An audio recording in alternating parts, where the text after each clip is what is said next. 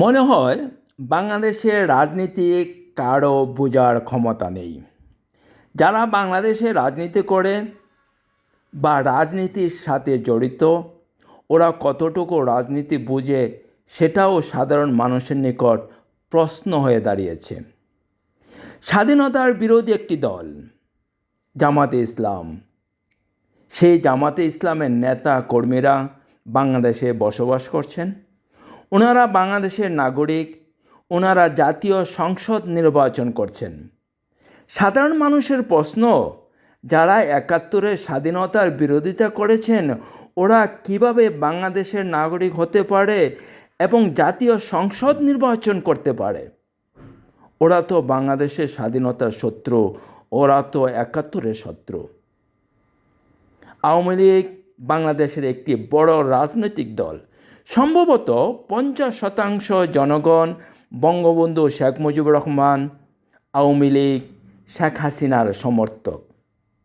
যদি তাই সত্য হয়, তাহলে সেই বীর নেতা কর্মীরা আজ কোথায়, যারা সবসময় বলতো প্রয়োজন বোধে বঙ্গবন্ধু, আওয়ামী লীগ, শেখ হাসিনার জন্য আমাদের জীবন দিয়ে দিব? জীবন দিবে থাক দূরের কথা, সেই যে গড়ে ঢুকলো আর বেরোচ্ছে না। তবে অল্প সংখ্যক সমর্থন আছেন যারা দিনে আনে দিনে খায়।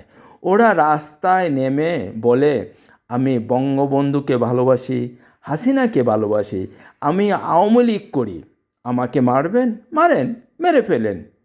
এ হচ্ছে নেতা এবং দলের প্রতি ভালোবাসা এবং শ্রদ্ধা। বিএনপি ১৬ বছর কিছুই করতে পারেনি আওয়ামী লীগের বিরুদ্ধে।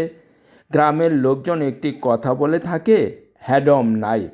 আসলে বিএনপির কোনো হ্যাডম ছিল না, তাই কিছুই করতে পারেনি।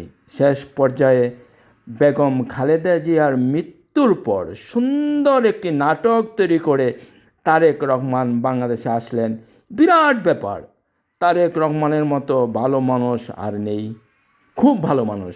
যত ধরনের অভিযোগ তারেক রহমানের বিরুদ্ধে ছিল, সব ধরনের অভিযোগ তুলে নিয়ে জাতীয় সংসদ নির্বাচন করছেন Tarique Rahman. NCP, national centre for privacy, আঞ্চলিক ভাষায় একটি কথা বলে, চুপ বুঝে কূপ মারো। ঠিক তেমনি উপযুক্ত সময় সুযোগের সদ্ব্যবহার করেছে ন্যাশনাল সেন্টার ফর প্রাইভেসি। গরিবের টাকা আত্মসাৎ করে আজ কোটি কোটি টাকার তহবিল বানিয়েছে। ওরা নাকি দেশের জনগণের উপকার করবে, দেশের উন্নতি করবে। কথাই বলে শুরুতেই বোঝা যায় পরে কি হবে। আপনারা সবাই ভালো থাকুন। খুদা হাফেজ।